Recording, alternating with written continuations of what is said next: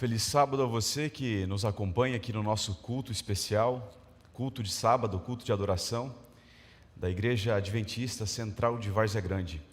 Eu sou o pastor Flávio José e estarei nessa manhã acompanhando vocês com mais um sermão, com mais uma pregação bíblica.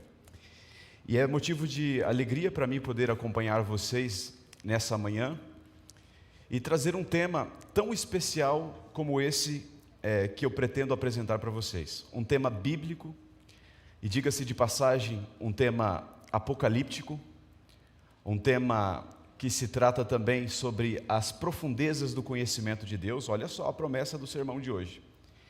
É um tema teológico necessário para a igreja de Deus no tempo do fim. Na verdade, é um tema que permeia toda a Bíblia. É um tema que todo estudante da Bíblia deveria conhecer, ser especialista, ser doutor neste tema que eu apresentarei nessa manhã. E é por isso que o devido conhecimento desse tema nos levará à vivência de uma religião poderosa, baseada na vontade de Deus e naquilo que é o próprio Deus e que se refere ao seu caráter. Você já vai entender qual que é esse tema e eu logo passarei para ele. Mas antes de mais nada, eu gostaria, antes da oração, propor para vocês o seguinte pensamento, a seguinte ilustração, para você entender como que esse tema é importante para a vida prática no cristianismo. Imagine que você faz parte de um grupo de 12 alunos, e esses 12 alunos passam 3 anos e meio vivendo com o professor, com o mestre, ou como eles chamavam, Rabi. E durante todos esses 3 anos e meio, esse mestre lhes fez perguntas e afirmações importantes, coisas que aumentaram mais ainda o conhecimento que eles já tinham sobre Deus. E no decorrer de toda essa vivência, perguntas importantes e profundas foram feitas. Perguntas tais como: o que o povo diz que eu sou? O que eles dizem ao meu respeito? Certo aluno chamado Pedro respondeu: Senhor, tu és o Messias, o mestre enviado da parte de Deus. Jesus deu uma boa nota para Pedro e falou: muito bem, Pedro, foi o Espírito que falou através de você. Você aprendeu muito bem quem sou eu e qual é a minha missão. Decorrido então todo esse tempo, os alunos falharam em alguns aspectos, acertaram em outros. O mestre estava perto de deixar os seus ensinamentos corpo a corpo com os seus alunos e prestes a partir para o lugar de onde ele veio. Ele era um professor convidado aqui na nossa terra. E nessa última, antes de partir como professor, ele precisava dar uma prova final para um aluno que tinha ficado de recuperação. Esse aluno que tinha ficado de recuperação era Pedro. Pedro tinha entrado nesse processo de recuperação porque ele tinha falhado em uma das provas que ele mesmo tinha se proposto fazer: ir com o mestre até a morte. Jesus queria experimentar então Pedro, e no último momento ali, antes de ascender ao céu, fez 3 perguntas para Pedro. Perguntas importantes. Imagine que você passou 3 anos na faculdade, todas as perguntas foram feitas. Você deve imaginar que as 3 últimas perguntas a serem feitas numa faculdade para você sejam as perguntas mais importantes. Então, num processo ali de recuperação, tratando com Pedro de maneira particular, Jesus dirige 3 perguntas, e talvez Pedro pudesse imaginar, deve que a primeira pergunta seja mais simples, a segunda média e a terceira difícil. Só que as 3 perguntas estavam baseadas em uma só. As 3 perguntas, na verdade, foram 3 testes momentâneos feitos sobre um grande tema que Pedro ainda precisava alojar profundamente no seu coração. E é o tema que nós vamos estudar aqui nessa manhã.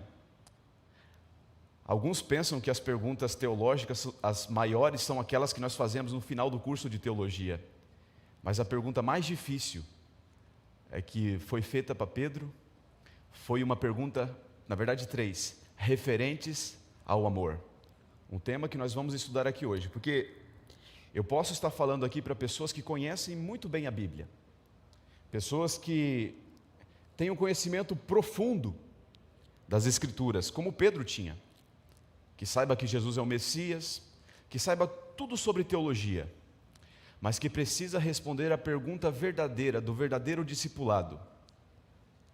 A Bíblia diz: nisto conhecerão todos que sois meus discípulos, se tiverdes amor uns para com os outros.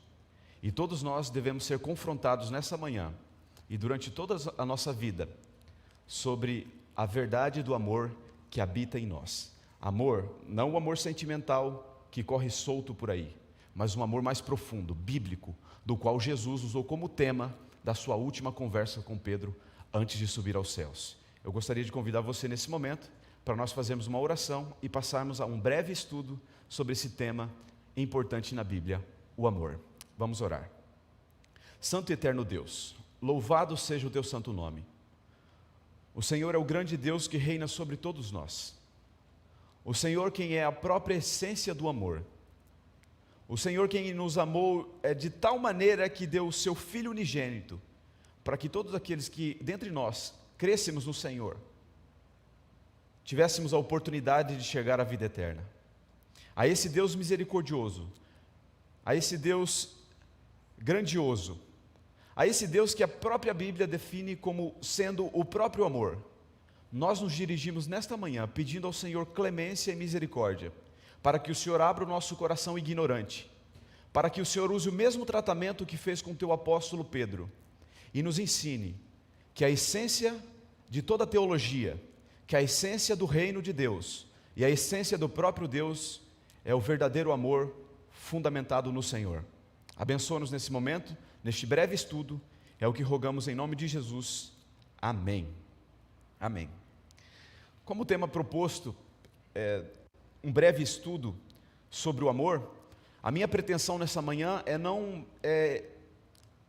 exaurir o tema. Eu não tenho a proposta de falar todos os textos que a Bíblia fala sobre o amor, ou tudo aquilo que eu pudesse falar sobre o amor, até porque eu estaria tentando o impossível. Você conseguiria definir Deus? De maneira nenhuma. Nem a eternidade será suficiente para nós definirmos aquilo que é Deus. E se João disse que aquele que não ama não conhece a Deus, porque Deus é amor, se eu tentasse nessa manhã definir para você de maneira objetiva o que é o amor, eu estaria tentando um tema impossível. É por isso que nós vamos fazer um breve estudo daquilo que nós gastaremos a maior parte do nosso tempo na eternidade. Um estudo breve sobre o amor, começando aqui. E se você amar aquilo que é correto, se você amar a pessoa correta, que é Jesus, você vai ter a oportunidade de seguir estudando com Ele na eternidade. Gostaria de começar então, passando com vocês, para uma visão apocalíptica sobre o amor. Como que é isso, pastor? Bom, se o amor é um tema importante na Bíblia, ele deve estar no Antigo Testamento, ele deve estar no Novo Testamento, e principalmente naquilo que se refere ao tempo do fim, ele deve fazer parte da visão apocalíptica da Bíblia. E é por isso que eu trago para vocês esse texto aí do Apocalipse, aonde Apocalipse capítulo 2, do versículo 4 e 5, diz o seguinte: tenho, porém, contra ti, que abandonaste o teu primeiro amor. Lembra-te, pois, de onde caíste, arrepende-te e volta à prática das primeiras obras. E se não, venho a ti e moverei do seu lugar o teu candeeiro, caso não te arrependas. Para você saborear mais esse texto, eu trouxe uma versão alternativa aí para você ver também na sua tela, uma versão chamada Bíblia Judaica Cristã. O mesmo texto de Apocalipse capítulo 2, do versículo 4 e 5, diz o seguinte: mas eu tenho isto contra você. Olha só, Jesus falando que tinha algo contra a igreja de Éfeso. A igreja que nós sabemos que faz parte de um conjunto de 7 igrejas que delimitam as épocas do tempo da igreja de Deus até o tempo do fim. Mas eu tenho isto contra você: você abandonou o seu amor inicial. Portanto, lembre-se de onde estavas antes de cair, afaste-se deste pecado e faças o que praticavas antes. Caso isso não aconteça, eu virei a você e tirarei sua menorá do lugar dela, se você não se voltar do seu pecado. Nesse primeiro vislumbre do nosso estudo no Apocalipse sobre o tema do amor, Jesus, através de João, fala à igreja de Éfeso que eles estão num pecado terrível, já apontando para todos nós nesse estudo que a falta de amor, ou não conhecer o amor, é um grande pecado do qual todos nós devemos nos arrepender. Caso isso não aconteça, se cumprirá a ameaça feita aqui no texto. É tão grande a necessidade de nós entendermos o amor verdadeiro e amarmos, que quando nós abandonamos a verdadeira essência do amor bíblico, nós estamos incorrendo em um pecado que pode nos levar à condenação.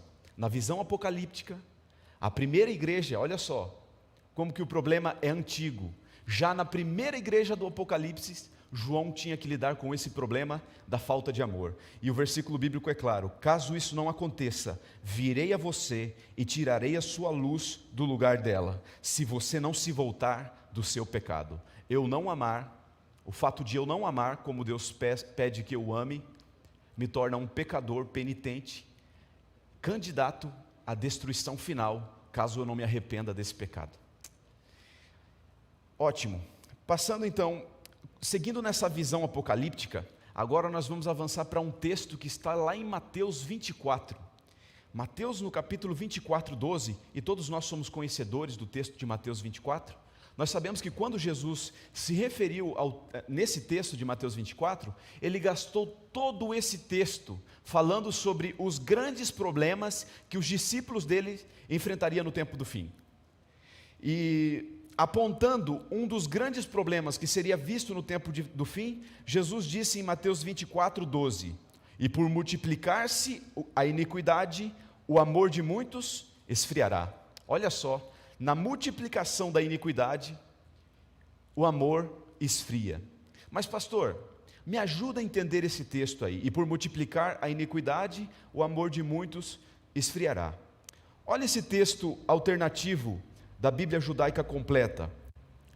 O mesmo texto de Mateus 24, 12, diz assim: e o amor de muitos esfriará por causa do crescente distanciamento da Torá.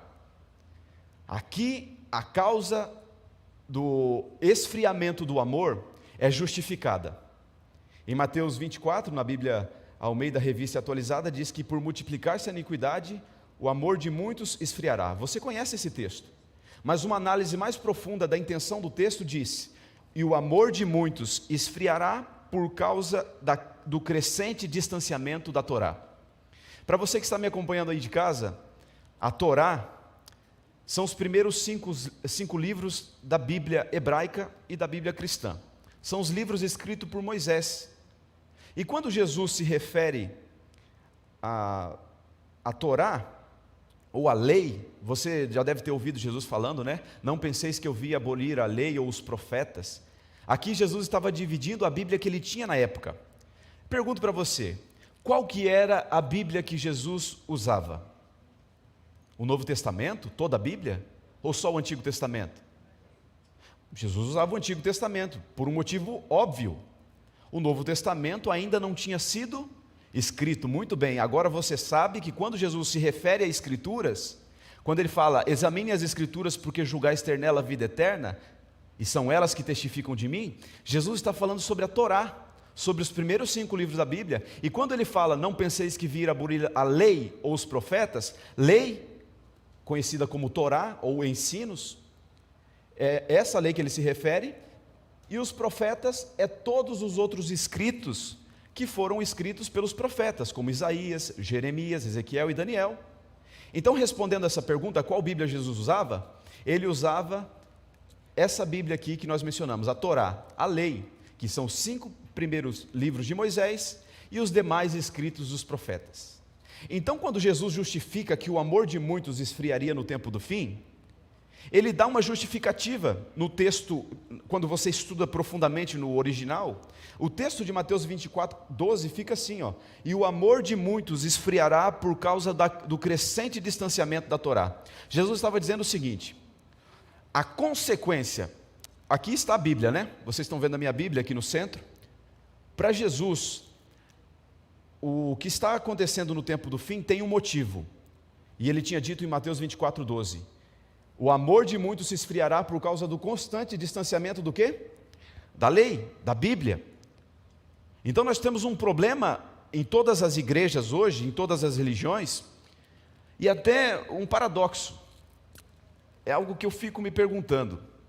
Aumentaram tanto o número de igrejas, de segmentos religiosos no mundo, mas junto com esse crescimento de várias igrejas, aumentou também o ódio, a intolerância, a falta de amor. Não é uma incongruência? Mas aqui está a justificativa. A maioria das religiões está vivendo uma vida distanciada do quê? Da lei de Deus. E a consequência é: quanto mais longe do fogo divino, do fogo do Espírito eu estou, mais apagado fica o meu amor. Está vendo a necessidade de estar perto da Bíblia, até mesmo para amar? É na Bíblia que nós conhecemos o verdadeiro e puro conhecimento do amor. E eu levo vocês a mais um texto apocalíptico, lá em 2 Timóteo 3, do 1 ao 5, Paulo dizendo a Timóteo o seguinte: saiba disto, nos últimos dias sobrevirão tempos terríveis, como os que nós estamos vivendo hoje. Os homens serão egoístas, avarentos, presunçosos, arrogantes, blasfemos, desobedientes aos pais, ingratos, ímpios, sem amor pela família, irreconciliáveis, caluniadores, sem domínio próprio, cruéis, inimigos do bem, traidores, precipitados, soberbos, mais amantes do que? Falando de amor. Não estou dizendo que o povo do tempo do fim não ama. Eu estou dizendo que Paulo está dizendo que eles amam as coisas erradas.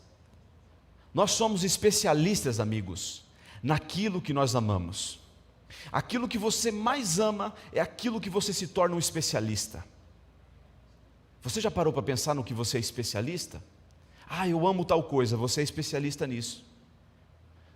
Verifique qual tem sido a sua grande especialidade, se você é um doutor em amor a Deus ou um doutor em amor às coisas do mundo.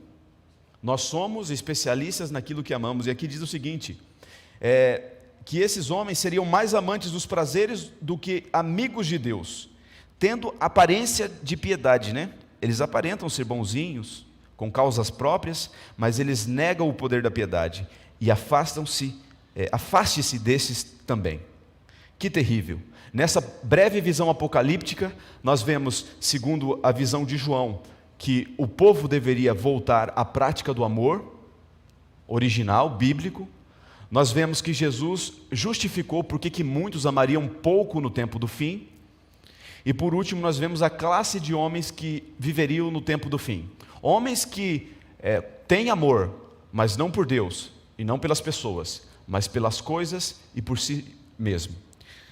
Já que isso até aqui tem soado como um chamado bíblico, eu gostaria até de apresentar para vocês o chamado bíblico de Deus para um reavivamento da igreja dele no tempo do fim. Chamado esse importante para todos nós. Porque o texto de Apocalipse 2, 4, 5 fala para nós nos lembrarmos de onde nós caímos neste pecado, arrependermos, porque é um pecado, e voltar à prática das primeiras obras. Olha esse texto de Ellen White, lá na Review and Herald, 25 de fevereiro de 1902. Esse texto é um texto profundo, é um chamado ao revivamento e à reforma. E no texto ela diz assim, sobre a nossa necessidade de reavivarmos e reformarmos o amor. Reavivamento e reforma são duas coisas que ela diz, né? Reavivamento e reforma são duas coisas diversas. Prestem bastante atenção. Reavivamento significa a renovação da vida espiritual e um avivamento das faculdades da mente e do coração. Uma ressurreição da morte espiritual. É o chamado que João fez. Lembra-te onde caíste e volta à prática das primeiras obras. E ela falando sobre a reforma, ela diz: reforma significa uma reorganização, uma mudança nas ideias, teorias, hábitos e práticas. Deixa eu chamar a atenção tua aqui um pouco, para nós conversarmos sobre o que Ellen White diz. Ela diz que reforma significa uma reorganização e mudança nas ideias, teorias e hábitos e práticas. Me faz lembrar o que Paulo disse: não vos conformeis com este mundo, mas transformai-vos pelo poder da renovação da vossa mente, para que possas desfrutar quão perfeita, boa e agradável vontade de Deus, parafraseando o texto de Paulo.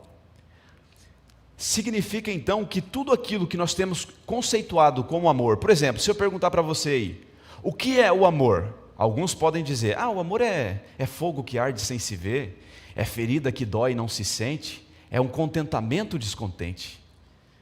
Amor é poesia, pastor. Amor? Amor é dizer boas palavras, amor. Esse conceito é mundano de amor. O amor é um sentimento, pastor. É um sentimento que inunda o coração e faz as pessoas... A visão bíblica de amor está mais para o lado de dons do Espírito e prática do que sentimentos e platonismo, aquele amor platônico. E Ellen White diz que nós precisamos reorganizar, reformar a nossa maneira de enxergar o que é o amor bíblico. E o que mais é dito aqui?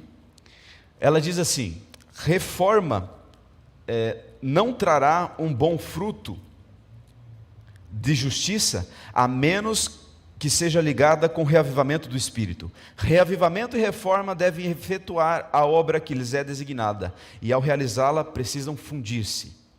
Então, já que o chamado é de um reavivamento, é preciso uma reforma e reavivamento também daquilo que amamos. Presta bastante atenção nesse ponto desse nosso estudo. Por quê, pastor? Porque muitos dizem por aí que o Deus do Antigo Testamento era um Deus que castigava, mas o Deus do Novo Testamento era um Deus bonzinho que manifestava o amor, e que o amor tem mais a ver com o Novo Testamento, com a graça, do que o Antigo Testamento. Essa é uma afirmação leviana que é feita sem um estudo profundo das Escrituras. E muitos dizem: pastor, só existem 2 mandamentos hoje. Alguém já disse isso para você que está em casa? Pastor, amigo, só tem 2 mandamentos hoje: ame o Senhor teu Deus de todo o teu coração e ame o teu próximo como a ti mesmo. Já não existe mais lei. A lei que existe agora é a lei do amor, pastor. Acabou os 10 mandamentos. Esse negócio de sábado, esse negócio de... Isso aí é coisa do passado. Jesus falou: olha, amarás o Senhor teu Deus de todo o teu coração e ao teu próximo como a ti mesmo. Vamos estudar isso na Bíblia? A pergunta que eu faço para vocês é essa aí que está na tela. Jesus, quando falou esses 2 mandamentos, ele estava dando algo novo ou estava reformando algo antigo? Prestem bastante atenção no texto que é sempre mencionado. O texto é esse aí de Mateus 22, 36 e 37, que diz assim, um dos escribas, perguntando para Jesus, disse: mestre, qual é o maior mandamento da lei? Respondeu Jesus. A resposta de Jesus foi essa daí: ame o Senhor seu Deus de todo o teu coração, de toda a tua alma e de todo o teu entendimento. Este é o primeiro e maior mandamento. Pronto. Jesus anula os 10 mandamentos aqui, segundo o que muitos dizem, e fala: não, agora só tem um mandamento. Ame o Senhor teu Deus, é o primeiro de todos, já nós vamos partir para o segundo. Mas primeiro eu gostaria de explicar esse primeiro mandamento. Ele soa como sendo algo revolucionário, não é verdade? Ainda mais sendo dito para um escriba conhecedor da lei. E muitos usam desse texto para dizer: olha, o Deus do Novo Testamento deu uma nova lei, a lei do amor a Deus e amor ao próximo. O Antigo Testamento era a letra que matava, mas no Novo Testamento o amor permeia tudo. Amigo, pare para pensar bem. Você tem dito que esse texto é um texto revolucionário do Novo Testamento, ou você tem ouvido isso. Mas olha só, no coração da lei judaica,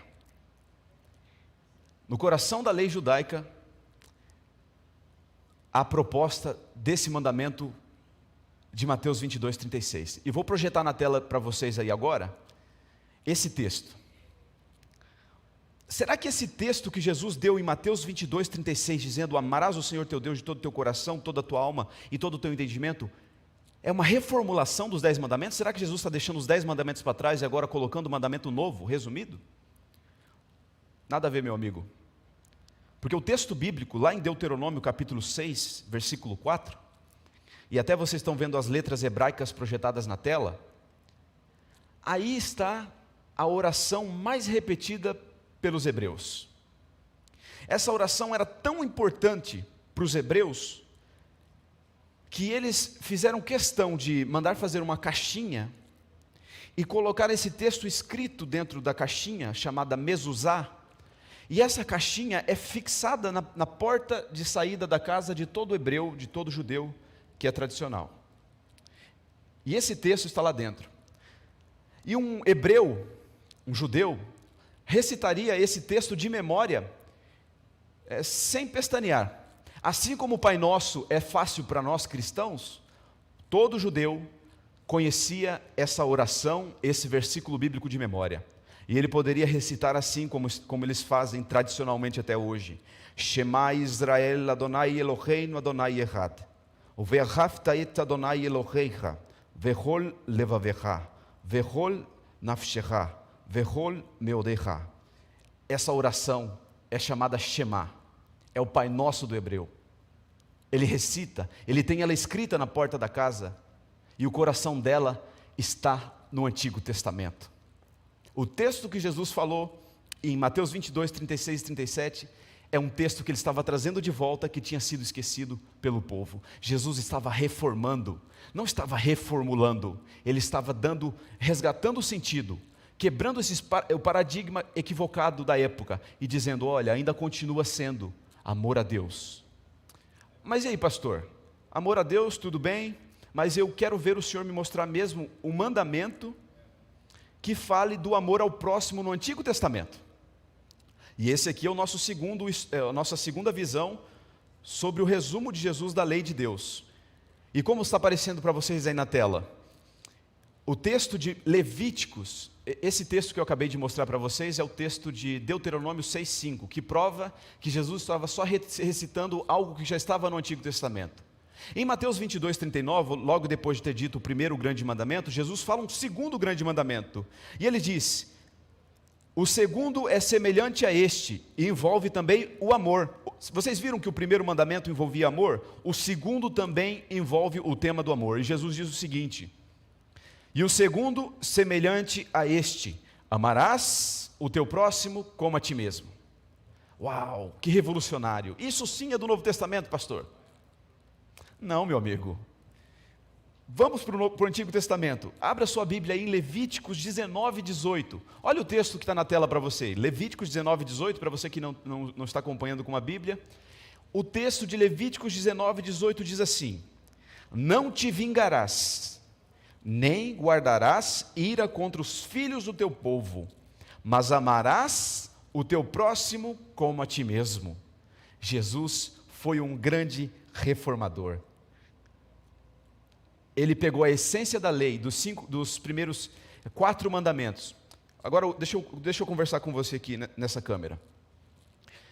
Jesus, muitos dizem que Jesus foi um revolucionário, que Jesus aboliu a lei, que Jesus colocou fim aos 10 mandamentos. Mas o que na verdade Jesus estava fazendo aqui, falando esses dois mandamentos, é que ele estava fazendo um resumo de algo que era muito conhecido para os hebreus. As tábuas dos 10 mandamentos, que continham 4 mandamentos que se referiam amor a Deus, e o resto dos 6 mandamentos se referindo amor ao próximo, ao semelhante. Olha só, então se eu quero amar a Deus e seguir o que Jesus falou, eu devo ser obediente aos primeiros 4 mandamentos que a lei de Deus pede que eu obedeça. E se eu quero amar de maneira semelhante o meu semelhante, eu devo guardar os 6 mandamentos da lei de Deus.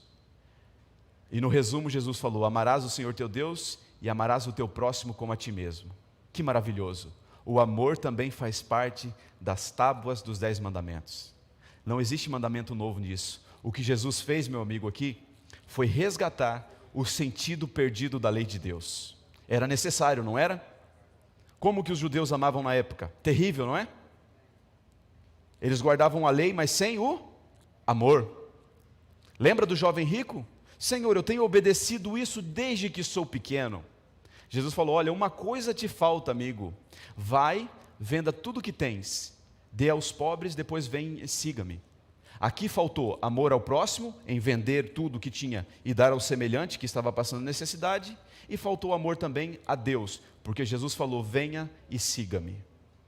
Ele era um judeu que cumpria toda a lei desde criança, mas esqueceu a essência dos mandamentos, que é amor a Deus e amor ao semelhante. Ok? Entendemos essa parte? Maravilhoso entender a palavra de Deus, não é verdade? Passando rapidamente, por causa do tempo, eu falei para vocês que falar sobre amor não é uma tarefa fácil, porque nós estamos falando do próprio Deus, a essência do próprio Deus é amor. Se você deseja ter um reconhecimento de um teólogo que estuda as profundezas de Deus, estude o amor bíblico, o fundamento de toda a lei. Estude o fundamento, porque a Bíblia diz, aquele que não ama não conhece a Deus, porque Deus é amor. Você que tenta definir aí qual que é a imagem que Deus criou o homem, se a imagem que Deus criou tem a ver com o caráter ou com o aspecto físico de Deus, eu te dou um tema mais profundo. Estude o verdadeiro amor que permeia o governo de Deus desde a eternidade. Passando rapidamente aqui para outra visão, nós saímos agora da visão apocalíptica do estudo do amor, e nós vamos rapidamente para a visão joanina, para a visão do apóstolo João. Por quê, pastor? Porque o apóstolo João foi o último apóstolo a ficar vivo nessa terra. Ele foi o último que permaneceu, que não foi assassinado dentre todos os apóstolos. Nós sabemos o triste fim da maioria dos apóstolos, mas João ficou até o final. Então significa que João viu a igreja florescer.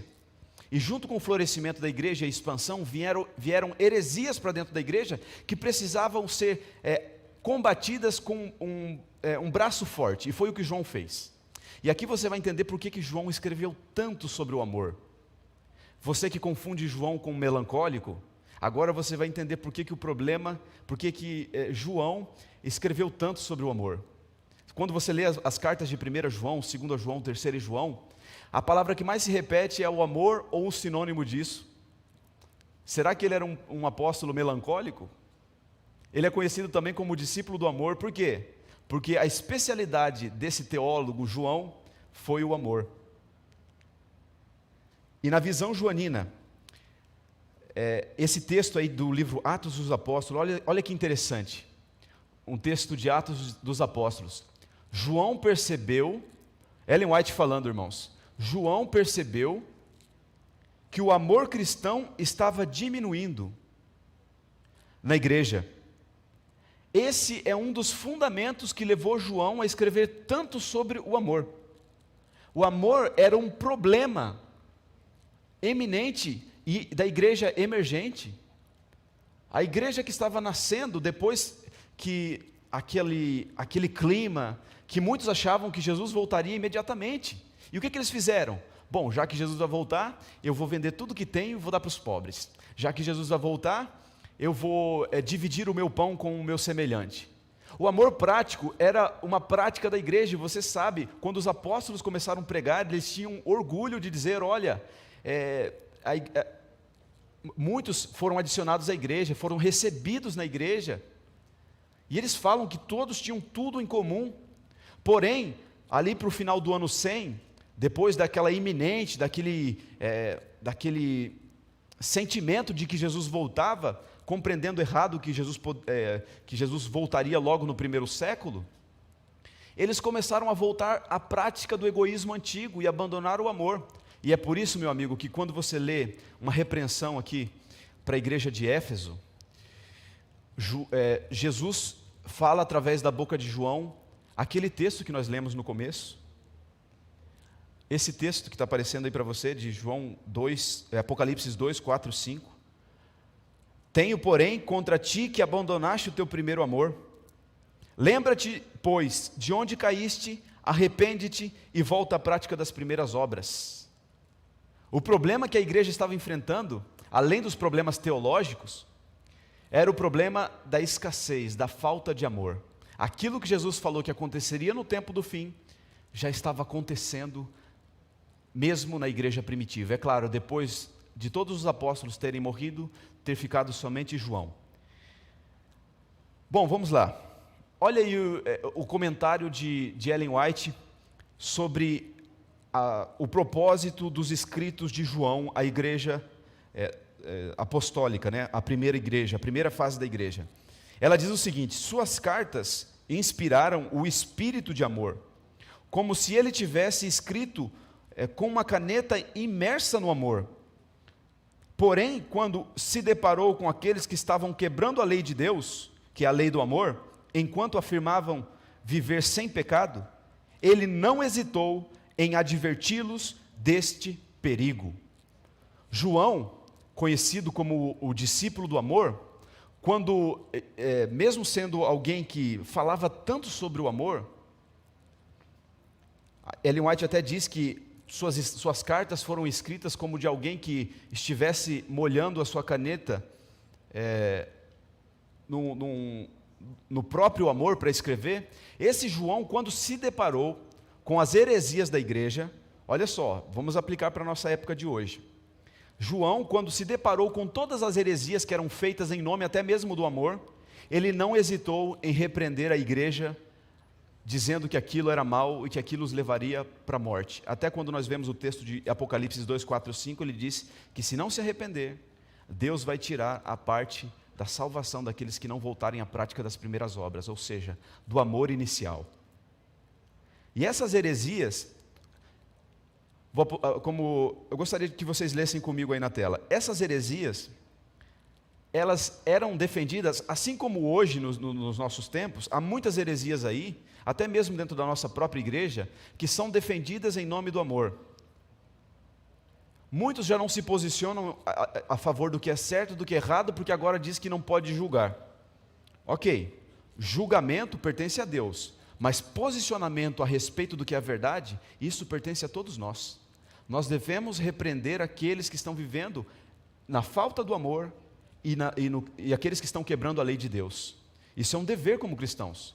Julgar, no sentido, é que você não deve ir até o outro com condenação nas mãos.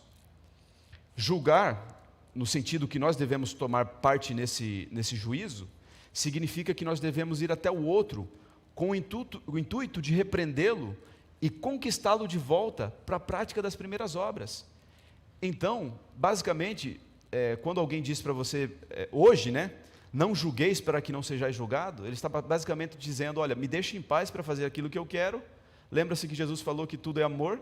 E aí eles pegam essa faceta equivocada do amor e aplicam para práticas das suas obras. O livro Atos dos Apóstolos, na página 255, diz o seguinte, sobre o tempo dos fins, sobre o tempo do fim. Olha o texto que aparece para você aí.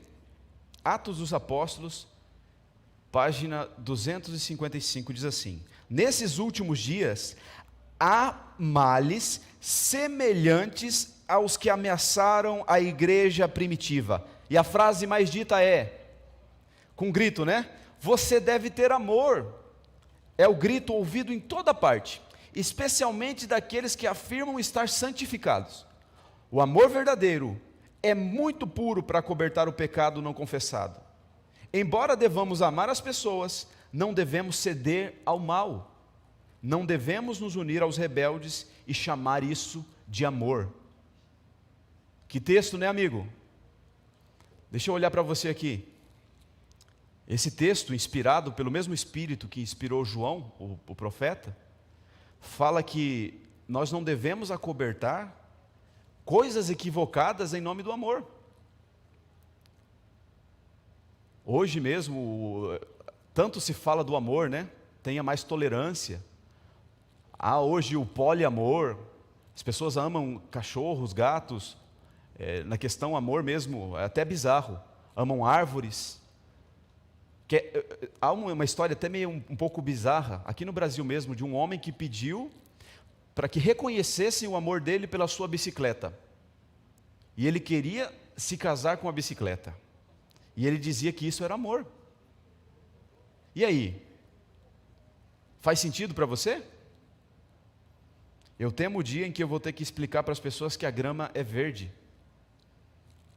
E esses dias estão chegando, e Ellen White diz assim, olha, aquele que faz, ela diz assim, ó, não devemos nos unir aos rebeldes e chamar isso de amor. Nós devemos nos posicionar, e foi isso que João fez. Por isso que João não era o poeta João que gostava de escrever sobre o amor. Era o homem que só sabia falar de amor, não. João estava combatendo as heresias da sua época. E uma delas era a falta de amor na igreja, e outra era dizendo que, segundo Ellen White, muitos diziam o seguinte, não, nós estamos vivendo no amor. Assim como dizem hoje, não precisamos mais guardar a lei de Deus, porque Deus nos ama tanto, que nós não precisamos mais guardar a lei. Deixa eu falar uma verdade para você aqui. A Bíblia diz que Deus é amor. Então, quando Deus nos ama, Ele não nos ama porque nós somos amáveis. Eu não sou amável, nem você.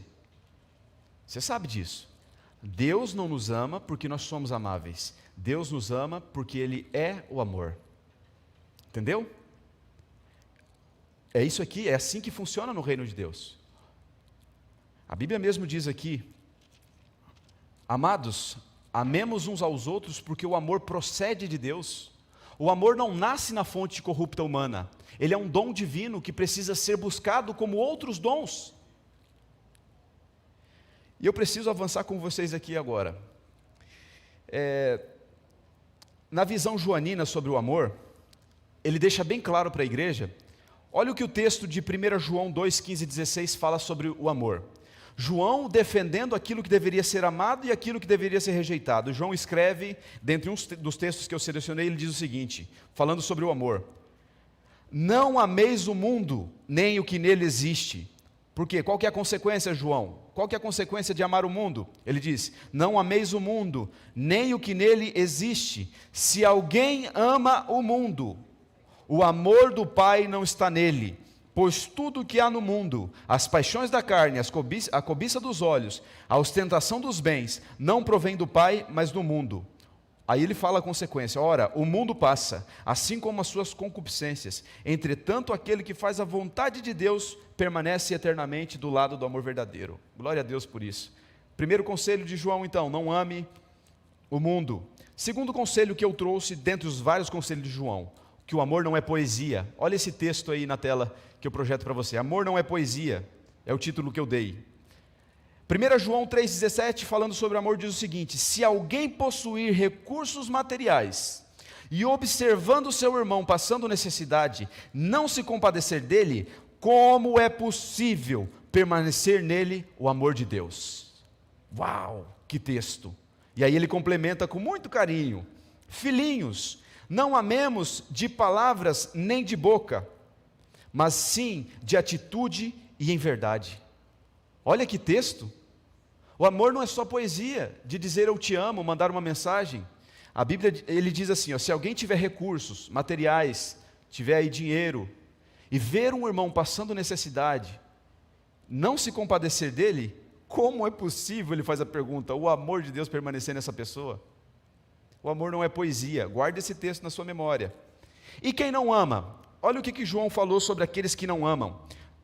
Lá em 1 João 3,15, João diz assim, ó, quem odeia o seu irmão é assassino.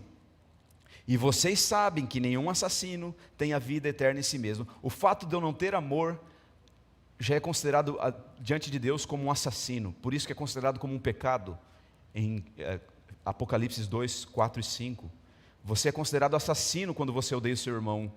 Em 1 João 4,20 diz assim, ó, se alguém diz, eu amo a Deus, e odeia o seu irmão, é mentiroso. Além de assassino, ainda é mentiroso. Pois quem não ama ao seu irmão, ao qual viu, não pode amar a Deus a quem não viu. Como diz os jovens, enfim, hipocrisia, né? Hipocrisia. Vocês estão entendendo a profundidade? Eu já vou passar para outro texto também, devido ao nosso tempo aqui, é um estudo. O outro texto aqui, mencionado por João, em João 4,21 diz assim, ó, sim, este é o mandamento que temos da parte dele, quem ama a Deus, ame também o seu irmão. E por fim, nós temos aqui, na visão joanina, o exemplo da perfeição. E ele diz assim, ó: nisto conhecemos todo o significado do amor. Vocês querem conhecer o significado pleno do amor? Olhe para Cristo. Ele diz assim, ó: Cristo deu a sua vida por nós, e nós devemos dar a nossa vida por nossos irmãos. Em João 3,16, o mesmo João escreve: porque Deus amou tanto o mundo, que deu o seu Filho único. Deus ama a humanidade, dando dádivas, não falando, mandando cartas para sempre. Deus veio e morreu no nosso lugar. João também falando sobre a marca do verdadeiro discipulado, João 13,35. O que me torna um crente, um discípulo de Jesus? E aí? O que me torna um crente, um discípulo de Jesus mesmo, de verdade? Será que é o tamanho da Bíblia? Será que é a roupa que eu uso que me torna um cristão? Será que as pessoas vão dizer: olha ali vai um crente, olha só, é por causa da roupa? Será que é por causa da Bíblia? Essas coisas são importantes, vestimenta e a palavra de Deus? Amém. Mas olha só o que a própria Bíblia diz sobre o verdadeiro discípulo de Cristo. A marca do verdadeiro discípulo é esta daqui. Olha o texto: nisto conhecerão todos que vocês são os meus discípulos, se tiverdes amor uns pelos outros. A verdadeira marca do discipulado cristão ainda continua sendo o amor. Para você definir aquele que está vestido de cristão e aquele que realmente é um cristão, uns se fantasiam de cristãos, outros são. Na essência, se quiser prová-los, você precisa desse ensinamento bíblico que é o amor. Nisto conhecerão todos se sois meus discípulos, se tiverdes amor uns pelos outros. Pedro também, querendo falar sobre o amor, disse assim, ó: purificando as vossas almas, 1 Pedro 1,22, purificando as vossas almas pelo Espírito, na obediência para o amor fraternal, não fingido. E ele usa a palavra grega anupokritos, vem da palavra rupokrites, que é hipócrita no nosso.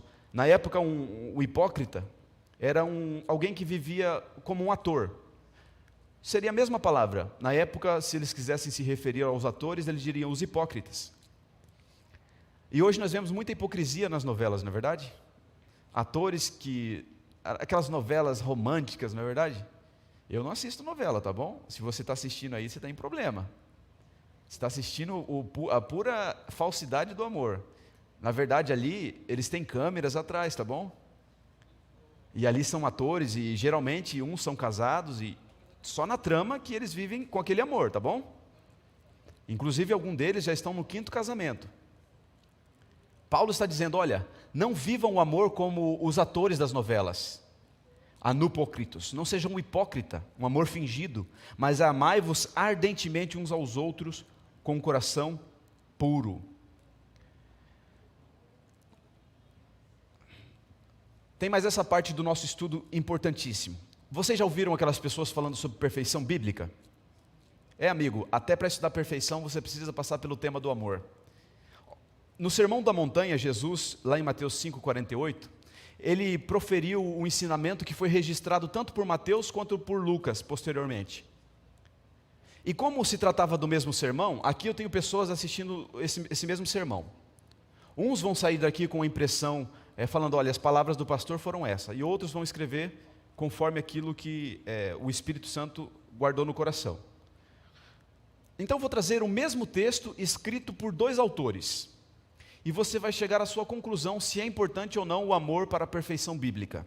Lá em Mateus 5,48, no Sermão da Montanha, o grande sermão conhecido de Jesus, Jesus disse o seguinte, no versículo 48, foi registrado por Mateus da seguinte maneira: assim sendo, sede vós perfeitos, como perfeito é o vosso Pai que está no céu. Olha só que mandamento que Jesus deu no Sermão da Montanha. Ser perfeito. Muitos ficam se descabelando. Senhor, como que eu vou ser perfeito? Misericórdia, cheio de defeito como eu sou?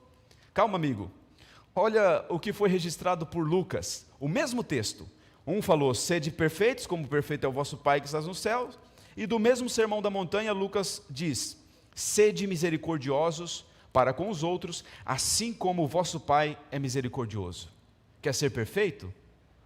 Olha o que o texto diz aí em Colossenses 3,14. Já que você entendeu que perfeição está ligado à misericórdia, assim como misericórdia está ligada à perfeição, porque Deus é misericordioso e é perfeito, lá em Colossenses 3,14 diz assim, ó: e sobre tudo isto, revesti-vos do amor, que é o vínculo da perfeição.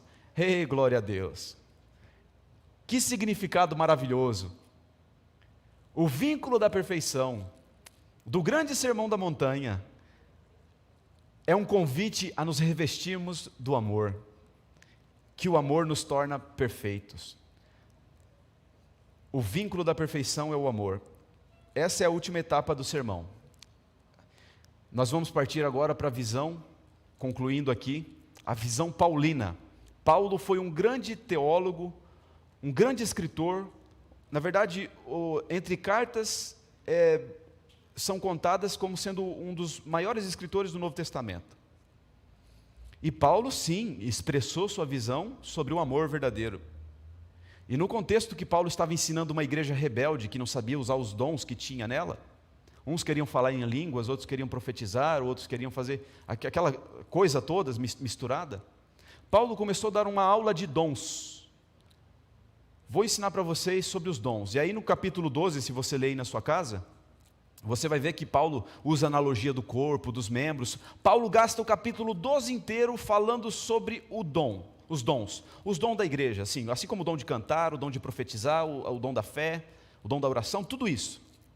Só que quando ele termina no versículo 31, para dar uma transição para o capítulo 13, que é um capítulo muito conhecido, que fala sobre o amor, Paulo usa um versículo de transição que diz bem assim: depois de ter falado todos os dons, a lista de todos os dons, Paulo diz o seguinte: eu vos mostrarei um caminho mais excelente. Eu já falei para vocês de todos os dons até agora, mas eu vou mostrar para vocês um caminho mais excelente para vocês se tornarem especialistas nos dons, já que vocês querem tanto ser reconhecidos pelos dons. E aí então Paulo escreve o capítulo 13 de 1 Coríntios. Por favor, aí na tela para vocês. Olha o que o texto diz. Paulo falando sobre a importância do amor. 1 Coríntios, capítulo 13, versículo 1 e 2. Logo depois da transição do versículo 31 do capítulo 12, ele diz o seguinte. Primeiro texto. Ele começa já dizendo, né? Ainda que eu falasse a língua dos homens e dos anjos. Isso aqui é um dom. É o dom de línguas que os discípulos foram batizados em Atos. Mas ele diz, ainda que eu falasse a língua dos homens e dos anjos e não tivesse amor, seria como um metal que soa ou como um sino que tine. Aí ele fala sobre outro dom. Ainda que eu tivesse o dom de profecia e conhecesse todos os mistérios da ciência, e ainda que tivesse toda a fé, que também é um dom, de maneira que eu transportasse os montes e não tivesse amor, nada seria. Na aula de dons do apóstolo Paulo, ele diz que o amor é o que complementa todos os outros dons. Que se você tiver fé tamanha para mandar um monte e se transpor para outro lado, e não tiver amor, de nada significa. Mas olha o que ele segue dizendo. Olha o que ele segue dizendo aí na tela. Ele diz assim, ó: e ainda que eu distribuísse todas as minhas fortunas para o sustento dos pobres, o dom da caridade, e ainda que entregasse o meu corpo para ser queimado, o dom do martírio, que muitos não têm coragem de enfrentar, mas ainda que eu entregasse o meu corpo para ser queimado e não tivesse o amor, nada disso me aproveitaria. Misericórdia, Senhor. Então quer dizer que tudo que eu estou fazendo, sendo diácono na igreja, sendo pastor da igreja, sendo aquele rapaz que traz uma música bonita para a igreja, se eu não tiver amor, isso não significa nada, Senhor. Misericórdia, Senhor. Como pode ser tão profundo as coisas do teu reino baseado num tema tão simples que a maioria de nós desprezamos? O amor é tão profundo, querido. O amor é a base da ética cristã. O amor é a base do reino. O amor é o próprio Deus. Não um amor melancólico, porque Paulo agora está dando um novo significado para o amor. Na visão de Paulo, o amor é um dom. A discussão dos dons não terminou no capítulo 12. A discussão dos dons continua no capítulo 13, e Paulo apresenta para a igreja o amor como sendo um dom. O amor não é um sentimento, o amor não é uma filosofia, o amor é um dom. terminando aqui com vocês, projetem na tela, por favor, aqui os últimos slides. Aí o Paulo fala sobre as características do amor. O amor é sofredor, o amor é benigno, o amor não é invejoso, o amor não trata com leviandade, nem se ensoberbece, não se porta com indecência, não busca os seus próprios interesses, não se irrita, não suspeita mal, não folga com a injustiça, mas folga com a verdade. O amor tudo sofre, tudo crê, tudo espera, tudo suporta. O amor nunca falha. Você quer ser infalível? Ame. Porque Paulo diz que o amor nunca falha, mas se você quiser ser profeta, saiba que as profecias, segundo Paulo, serão aniquiladas. Você quer falar outros idiomas, para pregar em outros idiomas? Paulo fala, havendo línguas, elas cessarão. Você quer ser um pregador inteligente, conhecedor das profecias, conhecedor de tudo? Paulo diz, havendo essas profecias, elas cessarão. E aí Paulo faz um resumo de 3 dons supremos, muito valorizados. Mas Paulo, mesmo no topo dos dons, ele pega um e coloca acima de todos. Paulo diz, agora permanecem a fé, a esperança e o amor. Esses 3. Mas um deles é maior do que todos. O maior de todos é o amor. Que desafio. Porque eu sei pregar. Eu consigo fazer um sermão da Bíblia. Eu tenho um jovem aqui que consegue cantar e canta muito bem. Temos a Poli também que canta muito bem. Os meninos ali da sonoplastia também cantam. O pastor Flávio tem trazido sermões fantásticos aqui para a igreja. Tem irmãos aqui que na caridade são fantásticos. Mas para todos esses dons que a igreja tem, uma coisa ainda te falta. Uma coisa ainda me falta. Porque ainda que eu tenha todos esses dons e não tenha o amor, não serve para absolutamente nada. Misericórdia, Senhor, da tua igreja. Misericórdia do teu povo, Senhor. Aqui, Ellen White diz o seguinte sobre o amor. Olha essa última frase do nosso sermão. No Atos dos Apóstolos, na página 254, no livro Na Linguagem de Hoje, ela diz o seguinte: o supremo, ela fala, o amor supremo por Deus e amor altruísta uns pelos outros, o melhor dom, esse é o que o nosso Pai Celestial pode nos conceder. Olha só, o amor supremo por Deus e o amor altruísta pelos outros é o melhor dom.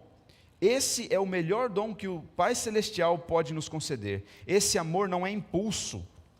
Muitas pessoas fazem coisas por impulso, doam cestas, visitam por impulso. Não fazem por amor. Aqui Ellen White diz que esse amor não é um impulso, mas é um princípio divino. Ele se encontra apenas no coração no qual Jesus Cristo reina. E ela usa o texto de 1 João 4,19 que diz, nós amamos porque Ele nos amou primeiro. O amor modifica o caráter, controla os impulsos e os desejos e enobrece as afeições. Esse amor adoça a vida e espalha uma influência enobrecedora ao redor. Como que eu posso terminar esse sermão de hoje? Fazendo uma oração que nós temos feito. Nós encerramos 21 dias de oração a Deus e um dos requisitos, um dos nossos pedidos era orar a Deus pelo Espírito Santo. E Paulo e os outros apóstolos dizem que é o próprio Espírito Santo quem distribui os dons pela igreja. Não fui eu que escolhi ser pregador, não foi ele que escolheu ser cantor. Cada dom que nós temos é uma dádiva do Espírito Santo. Por isso que o próprio nome é dom. E é por isso que eu quero encerrar o sermão junto com você, fazendo um apelo para que como igreja nós oremos para não entrarmos no mesmo problema da igreja primitiva, abandonar o primeiro amor ou abandonar o amor. Nós vamos orar agora não por um sentimento movido pelo impulso, nós vamos orar por um dom supremo, porque permanecem a fé, a esperança e o amor.